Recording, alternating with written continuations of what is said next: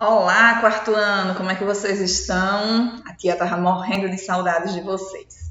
Olha só, hoje, segunda-feira, dia 7 de setembro de 2020, estamos iniciando mais uma semana, né? E para isso, né, quando nós iniciamos a semana, a gente sempre fala com o nosso Senhor, né, com Jesus, para agradecer. Então, vamos juntar as mãozinhas, fechar os olhinhos e agradecer junto com a tia. Senhor Jesus, nós te agradecemos por mais essa semana que está iniciando. Nos protege, nos ilumina e nos guarda. Amém? Estamos iniciando hoje com o nosso novo livro, tá? O livro do terceiro bimestre. Então, vocês vão pegar o livro na disciplina de História, vão abrir ele na página 2 para que a gente possa dar início à nossa aula. Tá? Nós iremos falar um pouco sobre os indígenas brasileiros, tá? Sobre a cultura entre os diferentes povos. Os personagens, vocês vão ver aí no livro que os personagens eles estão participando de uma feira cultural, né? Onde eles terão contato com diferentes tipos de culturas, de diferentes informações, né? Que fazem parte da nossa sociedade dos primeiros séculos da colonização, tá? Os indígenas, os portugueses, os europeus, os africanos, todos esses povos fizeram parte da sociedade brasileira nos primeiros séculos. Uma feira cultural, ela é importante. Por que ela é importante? Porque um evento desse ele é importante para que a gente possa conhecer, né, outras culturas, outras tradições, né, de diferentes povos que fazem parte da sociedade, certo? Os indígenas brasileiros, tá?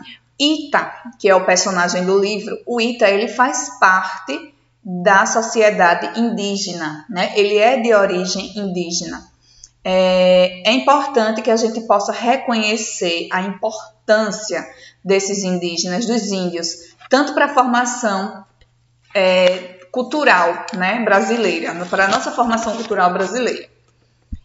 Iremos ver que existem diferentes tipos de origens indígenas, de grupos indígenas que vivem no Brasil, tá? A diversidade é muito grande desse povo indígena. Como costumes, características, as línguas que são diferentes. Por exemplo, o povo tupi e o macro-gê, né, que são de diferentes línguas. Nós vamos conhecer um pouco de cada um e também algumas palavras de origem indígenas que nós usamos hoje, como canoa, macaxeira, cacique, beiju, jerimum, abacaxi. Essas palavras são de origem indígenas, tá? Aí no livro de vocês vão acompanhar aí, né, nessas primeiras páginas, tá mostrando a feira cultural, certo? Que a tia falou no início, os personagens aí, ó, todos eles participando. Na página 3, também, a continuação, tá?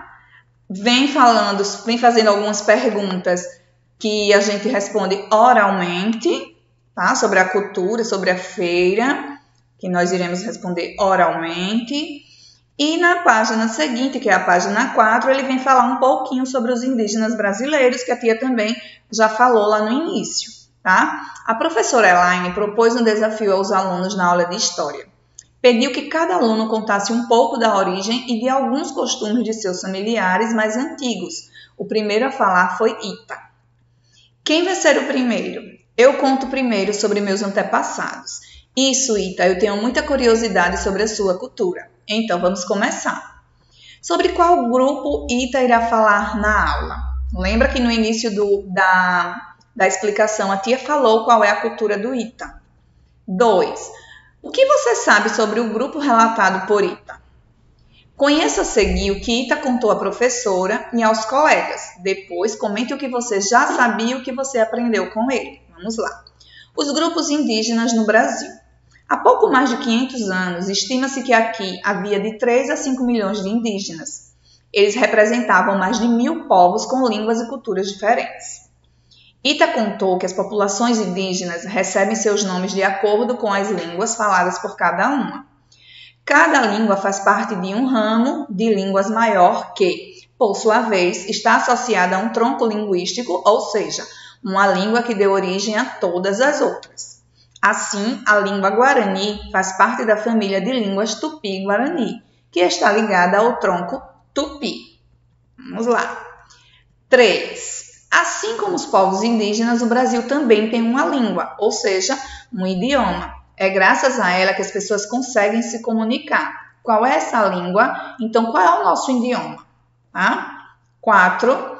Na região onde você mora, há algum tipo de expressão que faz parte da cultura do lugar? Se sim, qual? Aí ela fala aí ao lado, né? Lá em casa, minha mãe sempre diz que não podemos abandonar o barco. Expressão que significa desistir das coisas. Então, nós brasileiros, nós temos a mania de ter alguma expressão, né? De falar alguma expressão. Por exemplo, como pau que nasce torto, nunca se direita. Né? Então, cada pessoa tem, sim, a sua expressão. Então, pesquisa aí na região, né? Com os seus pais, com os responsáveis, algum tipo de expressão que faz parte da cultura, tá? Que eles falam. Ou com seus avós também. 5. Você saberia dizer expressões de outras partes do Brasil que não são comuns no lugar onde você mora? Troque informações com os colegas e professor. Vocês estão em casa, a tia está na escola, mas vocês podem trocar essa informação com o responsável de vocês. Ou, na nossa aula virtual, nós podemos trocar essas informações também, tá? No Brasil existem 2 troncos linguísticos indígenas, veja a seguir. É o tronco do Macro-G, lembra que a tia falou no início, e o tronco Tupi. Aí ele mostra aí, né, o tronco Macro-G, Berorô, Krenak, Iguatô, G, Carajá. O tronco Tupi, Tupi-Guarani, Juruna, Mauê, Tupari, entre tantas outras palavras. Entre os indígenas desses 2 grandes troncos linguísticos, havia algumas diferenças de costumes, hábitos e tradições. Os grupos tupi praticavam a caça, a pesca, a coleta de produtos naturais e, para complementar a alimentação, também plantavam pequenas hortas para o consumo exclusivo da tribo. Os guaranis, os tupiniquim e os tupinambã são povos que pertencem ao tronco tupi. Você sabia? A coivara, ou roça, é uma prática antiga realizada pelos indígenas antes do plantio. Essa prática consistia na limpeza do terreno, onde seria instalada a horta, com o uso de queimadas para deixar a área sem qualquer tipo de planta ou erva daninha que prejudicasse a plantação. Aí está mostrando aí.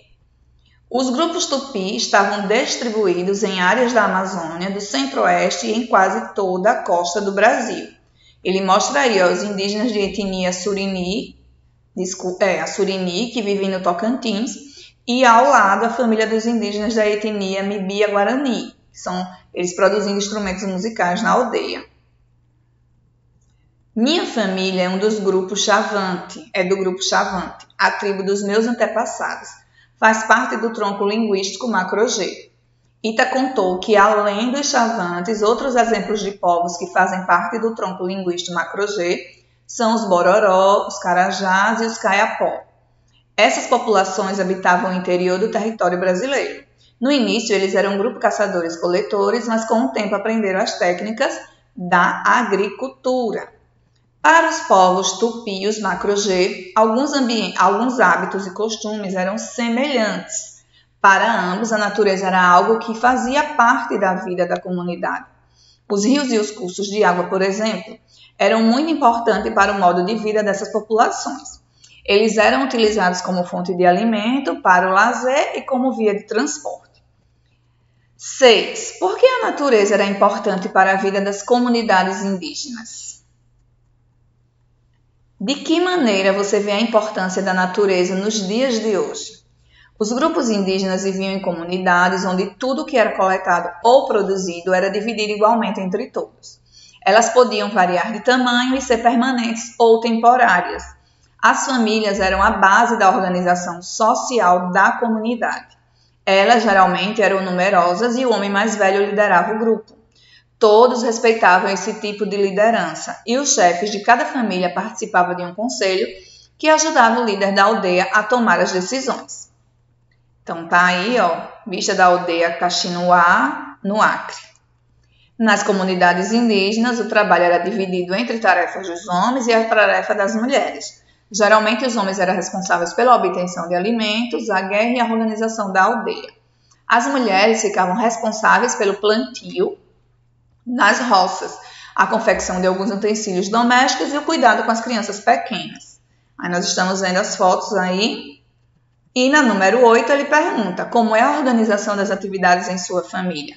Ela é igual à das aldeias indígenas? Escreva exemplos de semelhanças e diferenças.